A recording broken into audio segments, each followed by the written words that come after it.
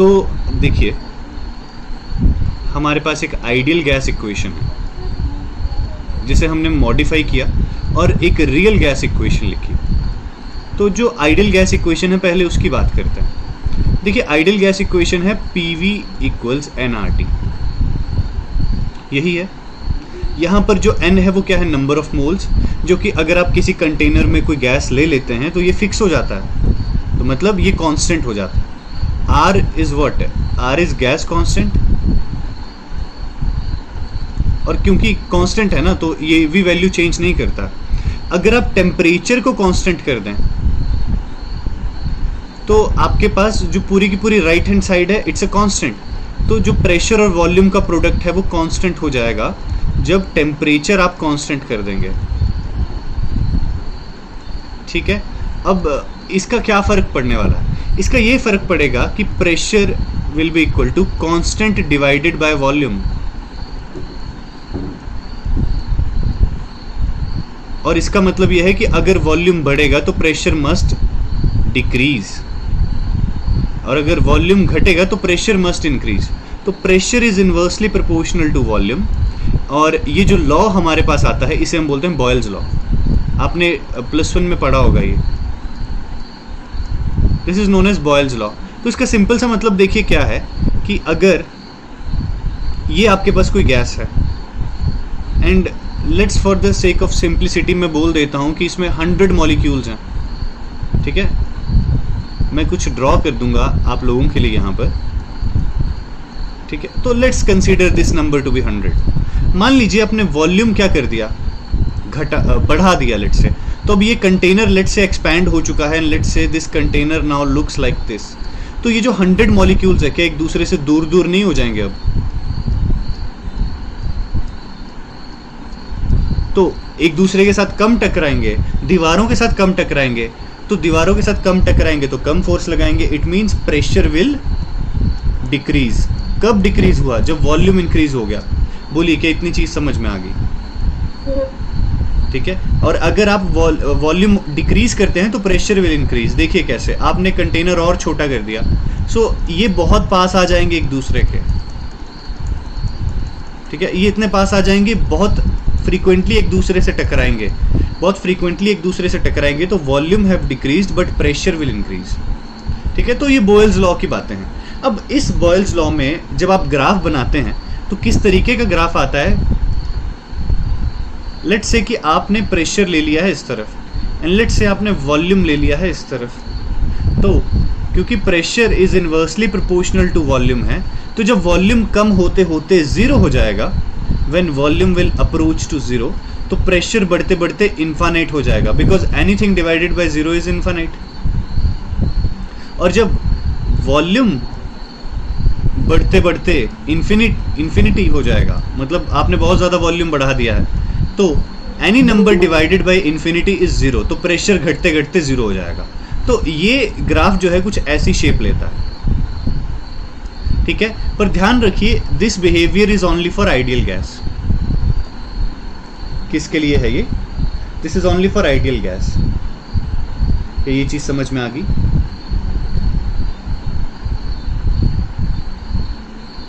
I hope ये clear हो गया हो कि ऐसा ग्राफ क्यों आ रहा है। देखिए यहाँ पर प्रेशर 0 के आसपास है, तो सॉरी वॉल्यूम 0 के आसपास है यहाँ, तो प्रेशर इन्फिनिटी के आसपास देखिए ऊपर की तरफ जा रहा है, और जैसे जैसे वॉल्यूम बढ़ रहा है तो प्रेशर डिक्रीज होते होते 0 की तरफ जा रहा है। बोलिए ठीक है? ठीक है, ओके। अब देखिए, अगर हम जब ये बात करें ना, तो ये किसी कांस्टेंट टेम्परेचर पर है, this is at a constant temperature. आपने टेम्परेचर फिक्स कर दिया है, ये ध्यान रखिएगा। तो अगर हम क्या करते हैं, टेम्परेचर चेंज करते हैं, ठीक है। अगर हम टेम्परेचर चेंज करते हैं तो आपके पास ग्राफ ऐसे ऐसे आना शुरू हो जाएंगे, ठीक है। ये सभी इनवर्स रिलेशन को ही शो कर रहे हैं। जैसे मान लीजिए किसी टेम्परेचर T1 पर ये ग्राफ है, किसी टेम्परेचर T2 पर ये ग्राफ है, किसी टेम्परेचर T3 पर ये ग्राफ है। तो ये सारे के सारे जो ग्राफ हैं फिक्स टेम्परेचर के लिए हैं, कांस्टेंट टेम्परेचर के लिए हैं। इसका मतलब है टेम्परेचर बदलेगा नहीं समय के साथ। तो हम इसे क्या बोलते हैं? हम इन्हें आइसोथर्म भी बोलते हैं। तो ये है PV isotherms, it means pressure volume के बीच में ग्राफ जबकि टेम्परेचर कांस्टेंट है, तो isotherm means at constant temperature. ठीक है, और ये सारा का सारा जो माजरा है ये आइडियल गैस के लिए ही डिस्कस हो रहा है अभी। ठीक है, बिकॉज आपको मैंने बताया था रियल गैस में इंटरेक्शन होती है। ठीक है, तो हम बात करते हैं एक रियल गैस में और आइडियल गैस में कुछ बदलाव भी आता है क्या। देखिए, जब ये ग्राफ हम बाद में डिस्कस करेंगे। जब मान लीजिए प्रेशर और वॉल्यूम को स्टडी करा जाता है, ठीक है, तो आइडियली तो ये बिहेवियर होना चाहिए, मतलब मैं जस्ट ड्रॉ कर रहा हूँ। ठीक है, बट रियल गैस में कुछ ऐसा बिहेवियर आ जाता है, कुछ इस तरीके का बिहेवियर। तो आप देख सकते हैं कि यहाँ पर एक किंक जैसा मिल रहा है आपको, एक स्मूथ फ्लो में आपको एक थोड़ा उभार जैसा देखने को मिल रहा है। क्या आप देख पा रहे हैं? ठीक है, और जैसे जैसे टेम्परेचर और कम होगा तो एक क्रिटिकल टेम्परेचर होता है जिस पे ये स्मूथ ना होकर के कुछ ऐसा किंक आना शुरू हो जाता है, और हम इसे बोल देंगे कि ये क्रिटिकल टेम्परेचर है। ठीक है, तो क्रिटिकल टेम्परेचर पे क्या होगा, बोयल लॉ से डेविएशन हो जाएगी। At critical temperature there is a deviation observed, there is a deviation observed from Boyle's law.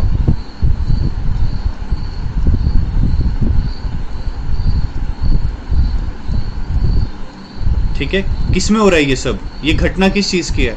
In an ideal gas, sorry in a real gas. ठीक है, इन ए रियल गैस, एक रियल गैस में ये घटनाएं होना शुरू हो गई। तो अगर क्या हो कि हम टेम्परेचर को क्रिटिकल टेम्परेचर से और कम कर दें तो ये किंक जो है वो बढ़ता जाएगा। तो ये कुछ ऐसी शेप भी ले सकता है, समथिंग लाइक दिस। ठीक है, तो ये लास्ट वाला जो मैंने ड्रॉ करा है, this is for a temperature which is less than critical temperature. Is this much clear?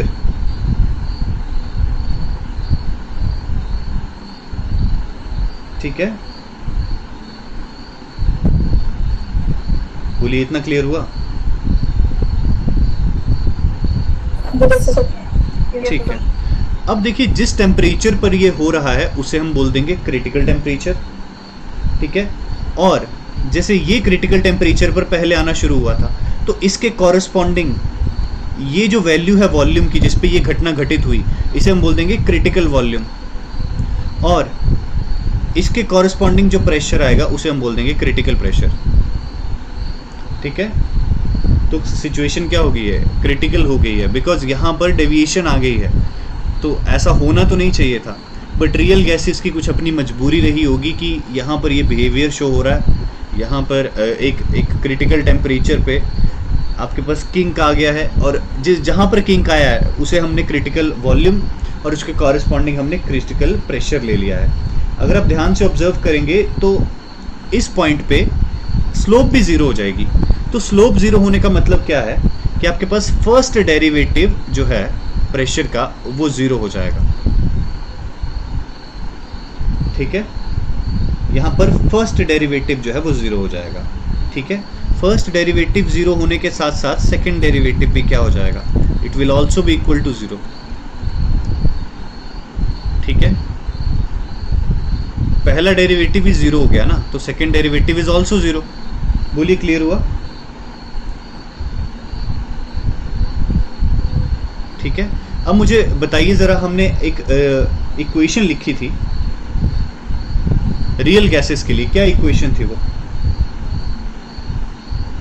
P plus a n square by v square, यही थी ना? बोलिए, यही थी।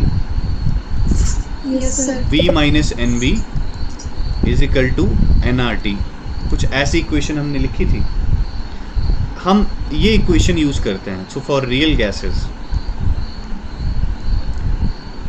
This is a real gas equation, और हम यहाँ पर कंसीडर करके चलते हैं कि जो हमारे पास गैस है that is equal to 1 mole. So for 1 mole तो n की वैल्यू 1 हो जाएगी। आपके पास ये इक्वेशन मॉडिफाई हो जाएगा P plus a divided by v square, और यहाँ पर V माइनस बी, और this will be equal to r t. और यहाँ पर आप क्या करिए, v माइनस बी को क्रॉस मल्टीप्लाई कर दीजिए, तो आ जाएगा p plus a upon we square equals to r T divided by we minus B.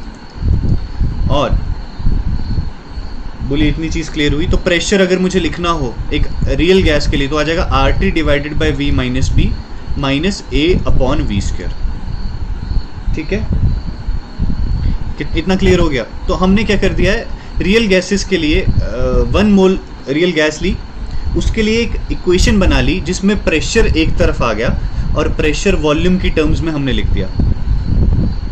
ठीक है, अब आपको बताया मैंने कि क्रिटिकल जब वैल्यूज हैं तो ये फर्स्ट डेरिवेटिव भी ज़ीरो है, ये सेकंड डेरिवेटिव भी ज़ीरो है, तो हम इस इक्वेशन का यूज़ करके फर्स्ट डेरिवेटिव निकाल सकते हैं। सो p का वैल्यू हमने क्या निकाला है, R T upon V minus B minus A divided by V square, यही है ना। अब आप फर्स्ट डेरिवेटिव निकालिए, D P by D V at constant temperature, ये सारी चीज़ें हो रही हैं। तो आर टी तो कॉन्स्टेंट है, आप डेरिवेटिव ले लो v माइनस बी का, तो मैं ये मान के चल रहा हूँ कि डेरिवेटिव में आप मतलब कोई डिफ़िकल्टी फील नहीं करते। तो v माइनस बी ये क्या आ जाएगा, -1 अपॉन वी माइनस बी का स्क्वायर माइनस ए, और ये आ जाएगा -2 अपॉन वी क्यूब। ठीक है, क्लियर? तो ये कितना हो जाएगा, minus R T divided by V minus B का square plus 2a upon V cube. ठीक है, और ये किसके बराबर होगा, 0 के बराबर। Let it be equation number 1। तो हमने फर्स्ट डेरिवेटिव लिया, अगर फिर भी कोई स्टेप एक्सप्लेन करना है तो यू कैन आस्क, अगर नहीं करना है आप समझ गए कि कैसे हुआ तो वी कैन कंटिन्यू। समझ गए? Yes, sir. ओके, तो ये फर्स्ट डेरिवेटिव हमने निकाला। Now let's calculate the second derivative. तो जब आप सेकंड डेरिवेटिव आप निकालेंगे, ये भी कांस्टेंट टेम्परेचर पे है। ठीक है, तो ये कितना आ जाएगा, देखिए माइनस आर टी आपने वैसे ही रखा, ये कितना आ जाएगा 2 माइनस का अपॉन वी माइनस बी की पावर 3। ठीक है, और यहाँ पर प्लस 2a है, क्या आ जाएगा -3 अपॉन वी की पावर 4। और ये भी हमें किसके बराबर लेना है, 0 के बराबर लेना है। बोलिए, क्लियर?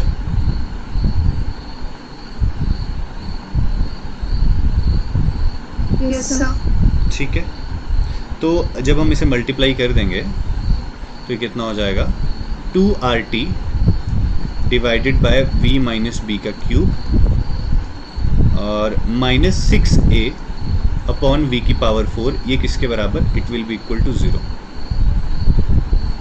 ठीक है, तो हम इसे बोल देते हैं, लेट्स से ये हमारी इक्वेशन नंबर 2 है, ये है सेकेंड ऑर्डर डेरिवेटिव ना, वेट,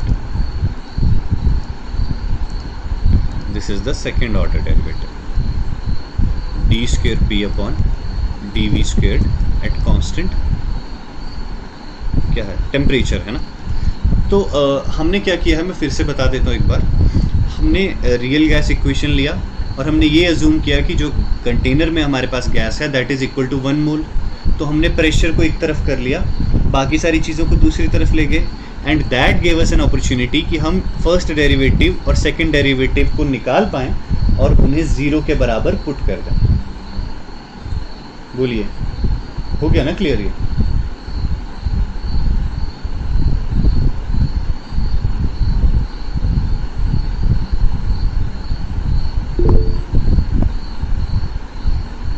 ठीक है, सुन पा रहे हैं आवाज? Yes, sir. Yes, ठीक। sir. अब हमें करना क्या है, यहाँ पर इन दोनों इक्वेशंस का यूज़ करके हम क्रिटिकल वॉल्यूम, इस इक्वेशन का यूज़ करके एंड इस इक्वेशन का यूज़ करके हम क्रिटिकल वॉल्यूम और क्रिटिकल प्रेशर निकाल सकते हैं। ठीक है, we can calculate critical volume, critical pressure and critical temperature भी हम निकाल सकते हैं। तो देखिएगा क्या करेंगे, अगर हम इन दोनों का यूज़ करें तो ये आपके पास क्या आ जाएगा, R T upon V minus B squared. ठीक है, वैसे ये मैं आपको भी दे सकता हूँ क्योंकि सिंपल है, 2RT equals to 2a upon V cube ठीक है, v की पावर 4 डिवाइडेड बाय 6 है। क्या आपको समझ में आया हमने क्या किया यहाँ पर? डिवाइड कर दिया दोनों को, फर्स्ट एंड सेकंड को, समझे? वी डिवाइडेड दीज इक्वेशंस, एक ये है ना, ठीक है, और एक ये है। तो आप डिवाइड करेंगे तो एक तो रहेगा बिल्कुल सीधा और दूसरा रेसिप्रोकल हो जाएगा, समझे?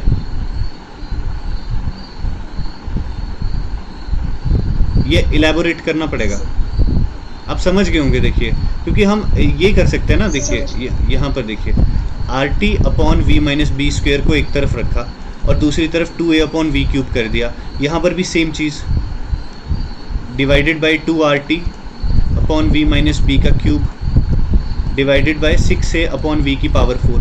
सो जब ये ऊपर जाएगा तो रेसिप्रोकल हो जाएगा, so we will get something like this. और अब कुछ चीज़ें कैंसिल हो जाएंगी। क्या क्या कैंसिल हो रहा है? देखो, ये कैंसिल हो गया, इधर पावर 1 बची, RT से RT कैंसिल हो गया। क्या आया ये? v minus B divided by 2। यहाँ a से a कैंसिल हो गया, v की पावर 3 से 3 पावर कैंसिल हो गई, 1 बची, और ये 2 से ये कैंसिल हो गया, तो ये कितना आ जाएगा? v by 3। Now you have to cross multiply 3v minus 3 small b equals to 2v। ठीक है, इसे यहाँ ले आइए, इसे यहाँ ले आइए, तो 3v minus 2v equals to 3b। ये कितना हो गया? v is equal to 3b। आप जानते हैं ये क्या निकला? ये क्रिटिकल वॉल्यूम निकल गया। This is the critical volume, this is the critical volume. अब हम ऐसा बोल भी कैसे दे रहे हैं कि यही क्रिटिकल वॉल्यूम है? हम ऐसा इस बेसिस पे बोल रहे हैं क्योंकि फर्स्ट डेरिवेटिव और सेकंड डेरिवेटिव तभी ज़ीरो हुए थे जब आप इस पॉइंट की बात कर रहे थे, when you were talking about this point. और इसके कॉरेस्पॉन्डिंग वॉल्यूम क्रिटिकल वॉल्यूम है, इसके कॉरेस्पॉन्डिंग प्रेशर क्रिटिकल प्रेशर है। बोलिए ठीक है? ठीक है, ये जो वैल्यू आपने निकाली है, ये we have to use this value now. मैं ज़्यादा फास्ट तो नहीं जा रहा हूँ, वैसे मैं एक एक स्टेप बता रहा हूँ, तो मुझे नहीं लगता ज़्यादा फास्ट है, बट फिर भी you want me to slow down.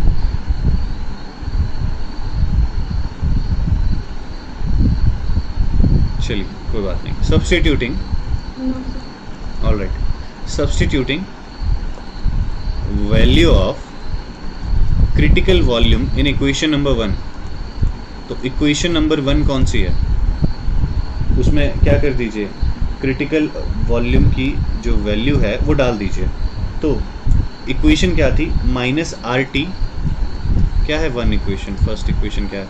Minus R T upon V minus B square, V minus B का स्क्वेयर, ये किसके? Plus 2a upon V cube, plus 2a upon V cube equals to 0। यहाँ v की जगह क्या रखना है? 3b रखना है। क्या जगह? Minus R T divided by 3b minus B, 2b का स्क्वायर, प्लस 2a अपॉन, यहाँ पर भी रख दीजिए 2b का क्यूब हो जाएगा, ठीक है, इक्वल्स टू 0। तो are T upon 4b square किसके बराबर? 2a अपॉन 8b क्यूब, ठीक है। यहाँ 4, ये 2 आ जाएगा, b स्क्वायर से 2 कट जाएंगे, 1 बचेगा, ठीक है। तो क्या आ गया? R T is equal to, ये 2 से शायद ये 2 भी कट जाएगा ना, a अपॉन बी बचा ना, ठीक निकाला कि गड़बड़ हो गई?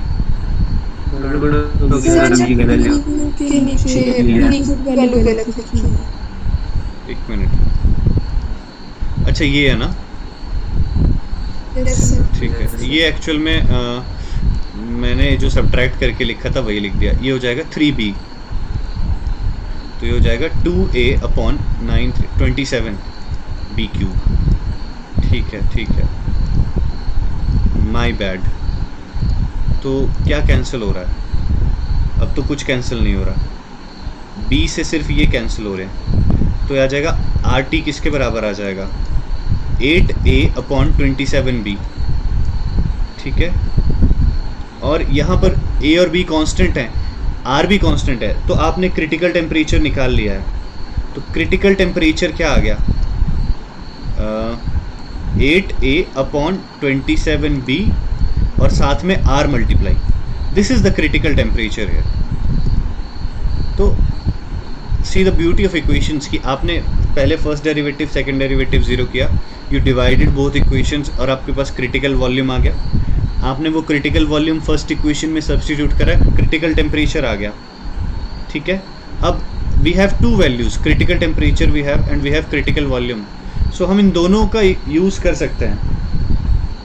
ठीक है, we can use both of these equations और हम प्रेशर वाली इक्वेशन में पुट कर सकते हैं। जैसे ये आई गेस ये वाली जो इक्वेशन है, देखिए अगर मैं इसे मॉडिफाई कर दूँ ना, तो मैं इसे मॉडिफाई करता हूँ।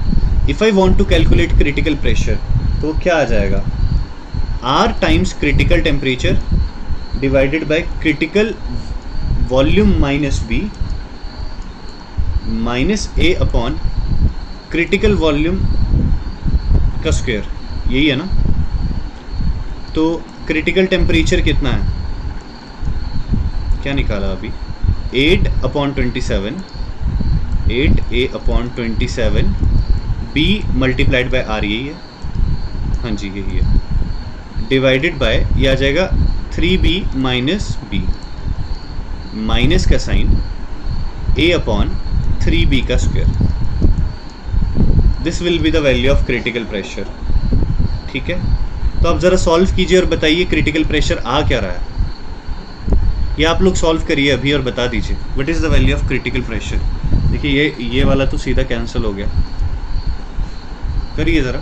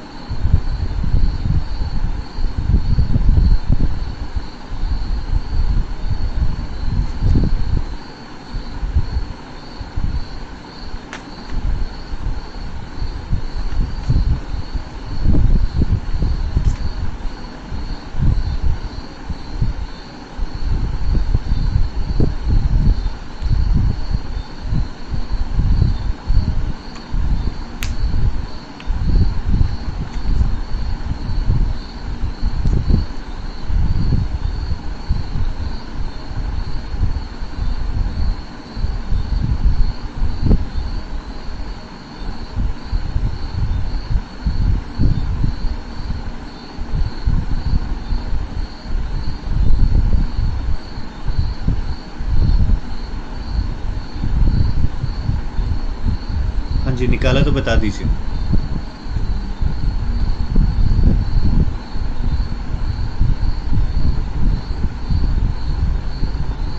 Sir, 8 divided by 27 B square.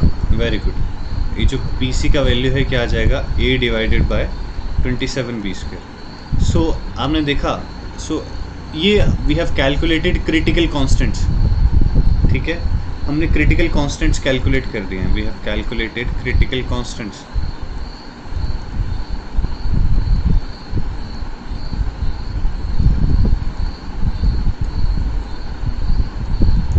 तो यहाँ पर अगर आप पढ़ना चाहते हैं कि ये चीज़ हुई कैसे थी, कि रियल गैस के लिए कौन सा एक्सपेरिमेंट है जिससे हमें पता चला था कि रियल गैस बॉयल्स लॉ को फॉलो नहीं कर रहा है, तो एंड्रयूज एक्सपेरिमेंट है।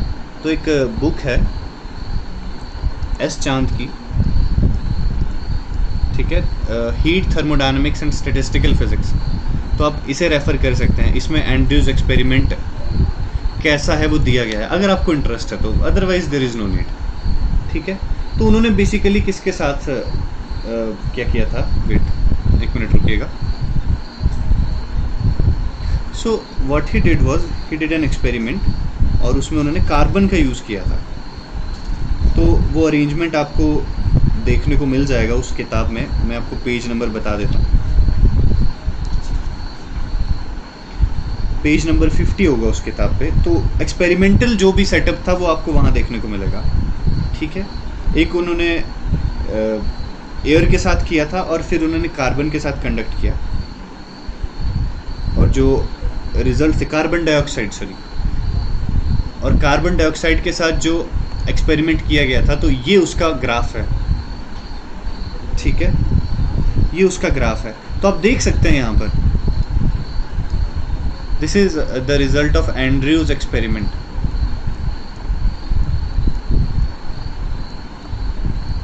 ठीक है, तो कार्बन के साथ उन्होंने प्रेशर और वॉल्यूम का वेरिएशन देखा और एक टेम्परेचर ऐसा आ गया 31.1 डिग्री सेल्सियस। उस टेम्परेचर पे आपको एक हल्का सा किंक ऑब्जर्व हो रहा होगा। पॉइंट पी देखिए, आप देख पा रहे हैं इस पॉइंट को, ठीक है। इस पॉइंट पे आपको क्या देखने को मिलेगा, इस पॉइंट पे आपको एक किंक हल्का सा ऑब्जर्व होगा यहाँ पर। अगर इसके ऊपर का टेम्परेचर होता ना तो आपको सिंपल ऐसा ग्राफ मिलता, so would have seen a graph like this. But क्योंकि आप 31.1 डिग्री सेल्सियस पे पहुँच गए जो कि एक क्रिटिकल टेम्परेचर है, ठीक है, तो उस पे यहाँ पर अगर मैं इसी की बात कर लूँ तो ये वाला जो वॉल्यूम है ना, this is the critical volume, और इसके कॉरेस्पॉन्डिंग ये जो प्रेशर जो भी आएगा, this is the critical pressure, ठीक है। ये बात आपको समझ में आ गई?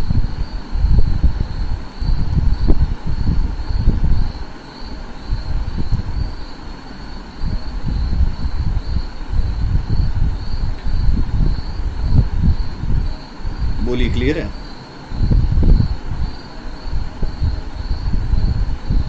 Yes, sir. ठीक है, तो आप इस एक्सपेरिमेंट के बारे में ज़रूर पढ़ें, इससे आपको काफ़ी इंसाइट होगा। एक जो हम मटेरियल साइंस में फेज डायग्राम्स पढ़ते हैं ना, ठीक है, ये कुछ वैसा आपको बिहेवियर आपको देखने को मिलेगा। बेसिकली लिक्विफिकेशन को एक्सप्लेन कर पाते हैं हम जब इसकी बात करते हैं, ठीक है, तो इसे आप ज़रूर पढ़िएगा। अगर ये समझ में आ गया तो वी कैन प्रोसीड, आगे चलते हैं, क्वेश्चन करते हैं। चलिए,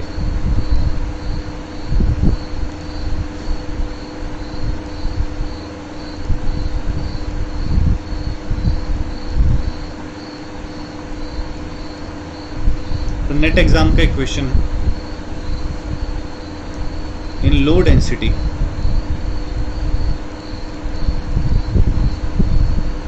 oxygen gas at low temperature,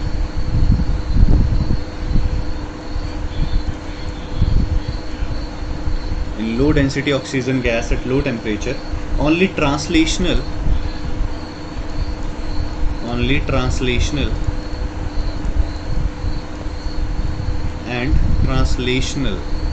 and rotational mode of the molecules are excited.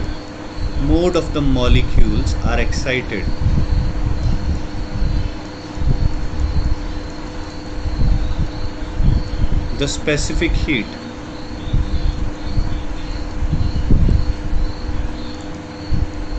per molecule of the gases, ये क्वेश्चन है। स्पेसिफिक हीट पर मॉलिक्यूल ऑफ द गैस आपसे पूछी गई है। इसमें कुछ ऑप्शंस भी थे, 1/2 kb, kb, 3/2 kb and last one was 5/2 kb। तो ज़रा क्वेश्चन पे नज़र दौड़ाइए, पढ़िए इसे एंड बताइए ज़रा आप गेस करके कि कौन सा ऑप्शन हो सकता है।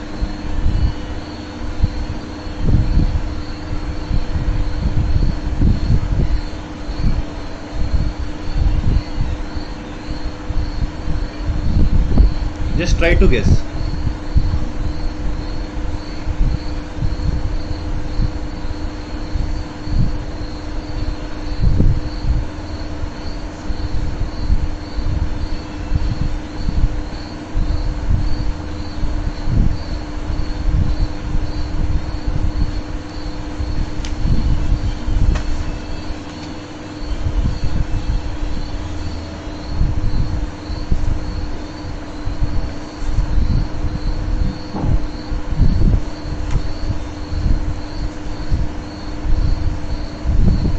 मैं आपको 1 मिनट का टाइम देता हूँ ना, ये छोटा सा क्वेश्चन है, सो आफ्टर 1 मिनट मैं सॉल्व करा दूंगा।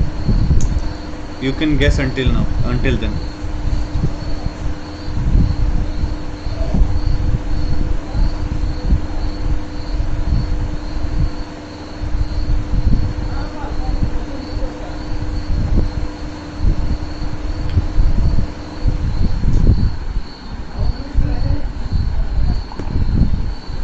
चलिए कोशिश कीजिए।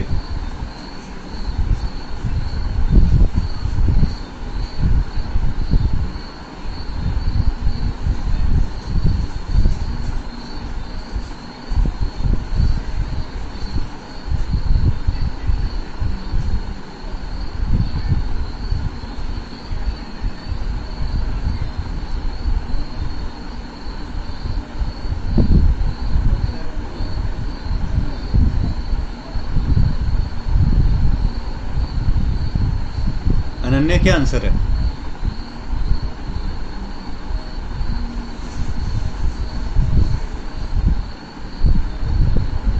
अंबिका,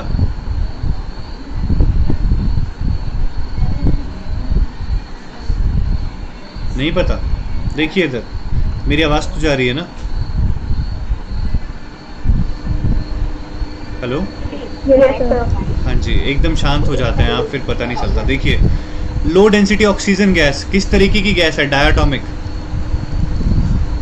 और क्या बोला है? लो टेम्परेचर बोला है। इसका मतलब है वाइब्रेशनल मोड है ही नहीं। तो सिंपल किससे निकल जाएगा? 3n माइनस के से। तो डायटोमिक के लिए के का वैल्यू कितना होता है? Degree of freedom. डायटोमिक के लिए देखो यहाँ पर 2 आ जाएगा और के का वैल्यू कितना आ जाएगा? कितने रिलेशन बनेंगे? एक ही नहीं बना। 6 - 1 5 डिग्रीज ऑफ फ्रीडम। अब जब आपके पास एनर्जी लिखनी होती थी तो ऐसे नहीं लिखते थे, FR/2 मल्टीप्लाइड बाई टी। देखो CV लिखते थे ना हम। CV की बात कर लो, CV पूछा हुआ है।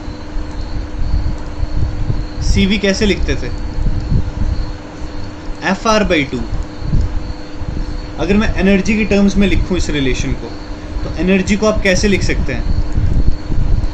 FkBT/2। कुछ इस फॉर्म में लिखवाया है ये, अगर आपको ध्यान हो तो डिग्रीज ऑफ फ्रीडम कितनी है? 5 है ना? कितना आ जाएगा? 5 kB/2 और साथ में टेम्परेचर मल्टीप्लाई होगा। ठीक है। अगर मुझे टोटल एनर्जी निकालनी है और n नंबर ऑफ मॉलिक्यूल्स हैं, तो टोटल एनर्जी क्या आ जाएगी? Number of molecule. एक की एनर्जी आग चुकी है, n की एनर्जी क्या आ जाएगी? 5/2 kBT। पर आपसे क्या पूछा हुआ है? स्पेसिफिक हीट पर मॉलिक्यूल। तो n को इधर क्रॉस मल्टीप्लाई कर दीजिए, मैं यहाँ लिख देता हूँ, आई विल राइट हियर। तो टोटल एनर्जी और ये क्या आ जाएगा? Divided by n। इसका मतलब है स्पेसिफिक हीट पर मॉलिक्यूल किसके बराबर आ जाएगा? 5/2 kBT। स्पेसिफिक हीट नहीं, सॉरी, टोटल एनर्जी पर मॉलिक्यूल, मतलब एनर्जी पर मॉलिक्यूल आ गई। अगर हम T को एलिमिनेट कर लें तो ये जो है आपके पास, ये स्पेसिफिक हीट है। तो CV का वैल्यू कितना है? 5/2 kB। कौन सा ऑप्शन है? This is the correct way. आपको समझ में आया ये?